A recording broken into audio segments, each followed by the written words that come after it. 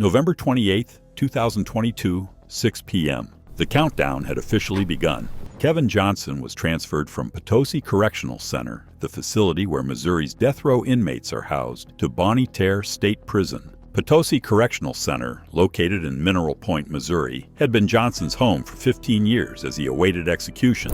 But in the final 24 hours, he was transported to Bonne Terre, where the execution chamber is located. His new cell, just feet away from the execution chamber, was smaller than the one he had spent 15 years in. There were no books, no papers, no distractions, just time. At 6:15 p.m., the warden stopped by, not to talk, just to observe. A silent reminder that this was real. Johnson didn't react. He had known this moment was coming for a long time. At 7:30 p.m., his lawyer called. "This is really it, Kevin." Johnson already knew. He wasn't even angry anymore. "I appreciate everything y'all did." At 9 p.m., he lay down on the cot, but he didn't sleep. He listened to the sounds of the prison, the hum of the lights, the distant voices of guards. His mind drifted to his daughter. Midnight came, but sleep never did. Johnson lay on his cot staring at the ceiling. At 12:30 a.m., a guard tapped on the door. "You good?" The question was empty. Johnson didn't bother responding. He wasn't good, but it didn't matter. Somewhere down the hallway, another inmate coughed. A distant buzzing from a flickering light made the air feel electric. He closed his eyes. He hadn't dreamed in years. The morning came too fast. At 6:30 a.m., breakfast was slid under the door. Scrambled eggs, toast, coffee. He didn't touch it. At 6:45 a.m., the chaplain arrived. "Do you want to pray?" Johnson shook his head. He had prayed enough. A prison official arrived, handing him a form. "Your last meal request." Johnson thought for a moment. He had no appetite, no craving, just the same as everyone else. At 9 a.m., he called Corey. "I fought to be there, Dad." She had taken her fight to court, arguing that if Missouri saw her father as an adult at 19, she should be old enough to witness his execution at 19. But the court said no. "I know, baby." Silence. "I love you." The call ended at 9:30 a.m. It was their last conversation. At exactly 6 hours before execution, Bonne Terre went into full lockdown. Everything needed to be controlled, regulated, no surprises. At 12:05 p.m., Johnson was moved to the holding cell next to the execution chamber. The walls here were bare, off-white, covered in scratches and marks, haunting reminders of the men who had spent their final hours here before him. At 12:45 p.m., the warden arrived. "Do you have any last words for the record?" Johnson shook his head. "Not yet." The warden also asked if he had any last requests. "I just want my daughter to be okay," Johnson replied. No more appeals, no more legal battles. The process was moving forward. Kevin Johnson's last meal was served at 3:15 p.m., just a few hours before his execution. Unlike some death row inmates who request elaborate or symbolic meals, Johnson did not ask for anything special. Instead, he was given the standard prison meal served to all inmates that day: fried fish, potatoes, green beans, and cake. Though he took a few bites, he barely ate anything. Whether it was due to nerves, lack of appetite, or resignation, the meal sat mostly untouched on the metal tray. Some inmates on death row refuse special requests as an act of defiance, while others see no point in choosing a final meal when they know they won't live to enjoy it. For Johnson, the decision to forego a special meal might have been his way of rejecting the ritual of execution itself, refusing to take part in the process more than necessary. His focus that day had been on his daughter, his final calls, and the reality of what was coming. Food simply didn't matter. At 3:45 p.m., the chaplain arrived once again. "Do you want to pray?" Johnson hesitated. This time around, he nodded. He didn't ask for forgiveness. He didn't beg for mercy. He just sat there, listening. But a guard stood outside his door, silent, watching, waiting. At 4:10 p.m., Johnson's lawyer called. A final conversation. There was no good news. The Supreme Court had refused to step in. Clemency was denied. At 4:30 p.m., he hung up the phone. This was it. It's now 1 hour till execution. The execution chamber was prepared. At 5:10 p.m., witnesses began arriving. Two groups: Sergeant McEntee's family, waiting for justice, and Johnson's family, waiting for loss. But not Corey Ramey, his daughter. She wasn't allowed inside. Why? Well, because Missouri law prohibits anyone under the age of 21 from being present at an execution. At the time, Corey was 19 years old. She fought in court to get an exception, arguing that if the state considered her father an adult at 19, when he committed the crime, then she should be old enough to witness his death at 19. Her legal team, backed by the American Civil Liberties Union, ACLU, filed an emergency lawsuit to overturn the restriction. However, the courts denied her request, upholding the state law. Missouri officials argued that the age limit was meant to protect young people from witnessing such traumatic events. Corey later spoke about her frustration and heartbreak, saying she felt it was unfair that she was kept from being there for her father's final moments. In her legal filing, she wrote, "My father has been the only parent for almost all my life. I would sit at his bedside if he were dying in a hospital, holding his hands and praying for him until he passed away. I should be allowed to be there for him now." Despite her plea, the state refused to make an exception, and Corey was forced to stay away while her father was executed. At 5:45 p.m., a guard opened the door. "It's time." The walk to the chamber was silent. Johnson's wrists were cuffed, his steps measured, his breathing steady but heavy. The sound of his own footsteps against the cold tile filled his ears. The hallway was lined with officers. Some stood motionless, eyes forward. Others glanced at him just for a second. They knew what he did. He knew what he had done. They all knew the crime. The crime.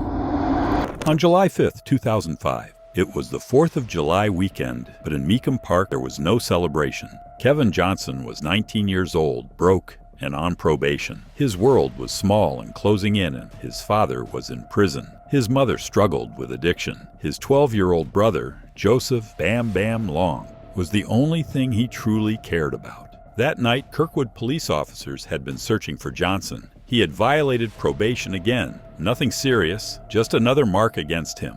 A white Ford Explorer sat parked in front of his great-grandmother's house, and officers wanted to tow it. Then suddenly, Bam Bam collapsed. A heart condition, born premature, weak from birth. Johnson panicked. He watched as his little brother lay motionless, gasping for air, his body going limp. But instead of rushing in to help, the police ignored him, stepping over him to look for Johnson instead. At least that's how Kevin saw it. By the time the ambulance arrived, it was too late. Bam Bam was gone, 12 years old. Something inside Kevin Johnson snapped. His grief twisted into rage. His hands trembled. His eyes locked onto the police officers standing nearby. In his mind, they had just let his brother die.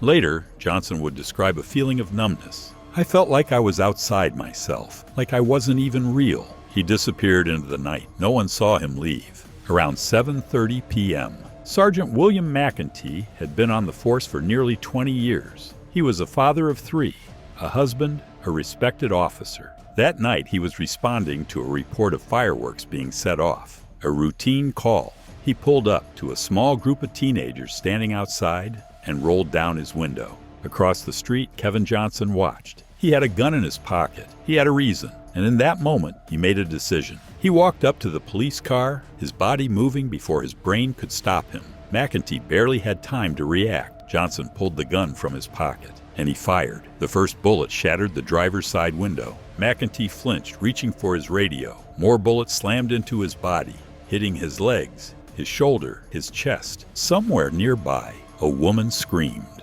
McEntee tried to drive away. His hands trembled as he pressed the gas. The car lurched forward, rolling down the street before slamming into a tree. Blood ran down his chin. He gasped for air, his hands gripping his chest, but it wasn't over.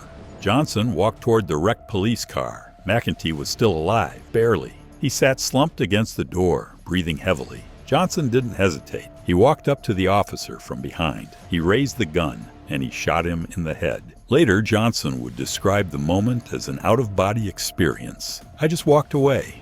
I don't remember what I was thinking. It didn't feel real." 3 days later, Johnson turned himself in. His only request? "Let me see my daughter first." They said no. At trial, his defense argued that he was a traumatized teenager. The prosecution argued he was a cold-blooded murderer. A jury of 9 white members and 3 black members listened to the case. The facts weren't in question. The only debate was whether Johnson should live or die. The trial. At exactly 9 a.m., in March 2007, inside the St. Louis County courtroom, Kevin Johnson sat at the defense table, expressionless, silent, waiting. The walls of the courtroom felt cold and heavy, filled with the weight of what was at stake. The prosecution, led by Robert McCulloch, wasted no time painting a clear picture of Johnson, not as a troubled young man, but as a calculated killer. They laid out the evidence, the crime scene photos, the police reports, the gun, the bullets, the officer's bloodied uniform. Then came the defense. They weren't trying to erase the crime. They couldn't. Instead, they told the story of a boy whose life had been unraveling long before the night of July 5th, 2005. The jury heard about his unstable childhood, his drug-addicted mother, his father's long history of crime. The defense didn't argue that he was innocent. They argued that he had snapped, that his actions were born from trauma, rage, and grief over his little brother's death.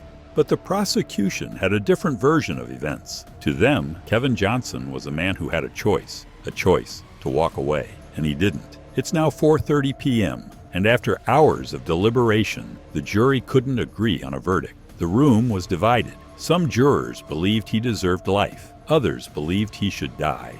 With no unanimous decision, the judge declared a mistrial. Johnson wasn't free, but his fate wasn't sealed yet either. Missouri prosecutors immediately pushed for a retrial.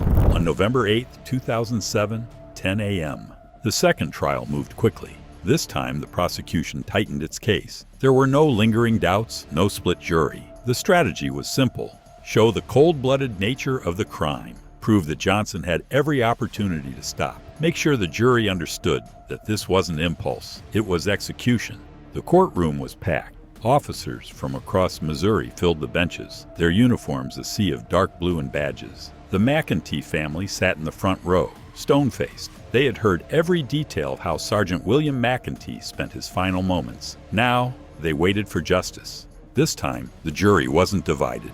At exactly 3:45 p.m., the jury returned. The foreman stood, unfolding a piece of paper. We, the jury, find the defendant, Kevin Johnson, guilty of first-degree murder. A heavy pause. We recommend the sentence of death. A small gasp came from the benches behind him. Johnson didn't flinch. He sat stone-faced, expression unreadable. He had already accepted this outcome. The judge's voice rang through the courtroom.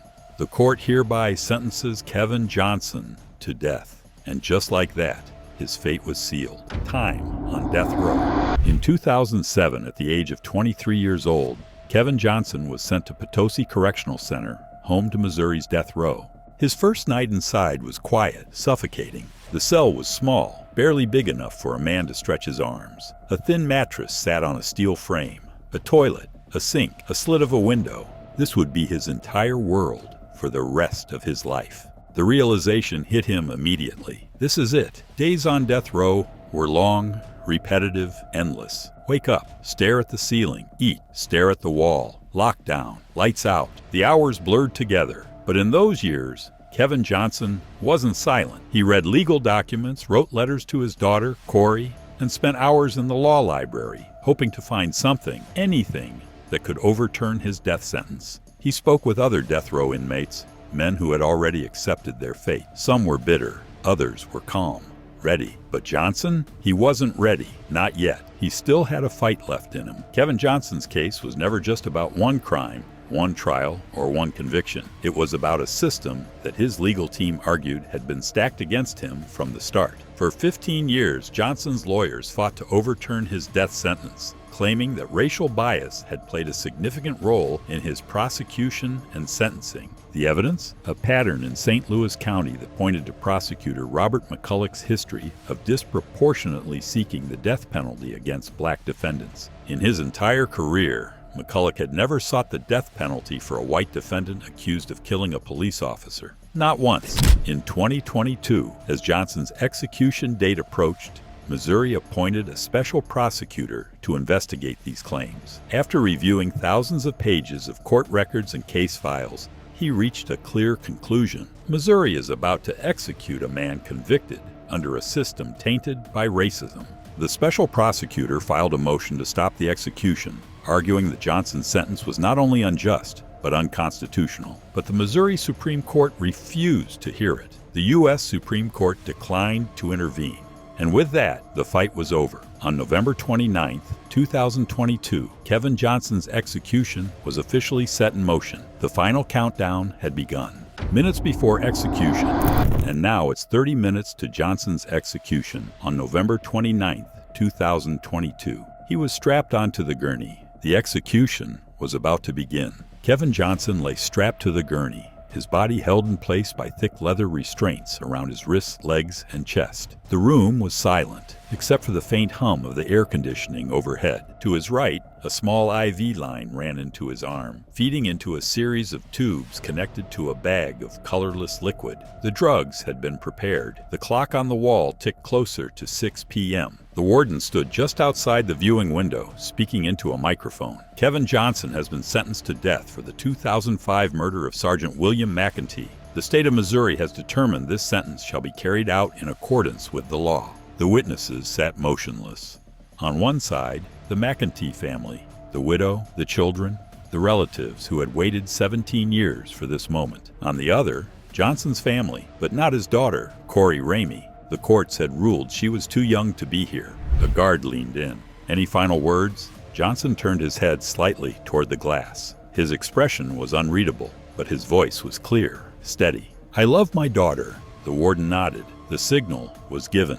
At exactly 6 p.m., the executioner, hidden from view behind a curtained-off room, pressed a button. A dose of pentobarbital, a powerful sedative, began flowing through the IV. Johnson didn't react at first. Then, his fingers twitched. His chest rose sharply, then fell. His eyelids fluttered. For the first few moments, he seemed aware of what was happening. His eyes darted around the room, searching. Then, his body relaxed. The pentobarbital was shutting down his brain, slowing his heartbeat, dulling his senses. Within minutes, he could no longer move. A deep breath, then another, then nothing. At 6:05 p.m., a second drug was administered, pancuronium bromide. Its purpose was simple, to paralyze him completely, to prevent any reflexive movements. If there was pain, fear, regret, it was now trapped inside his own mind. His fingers stopped twitching. His lips parted slightly, but no words came out. From the viewing area, it looked peaceful. But inside his body, his lungs were freezing, his muscles locking up, his body shutting down. At 6:10 p.m., the last drug entered his bloodstream, potassium chloride.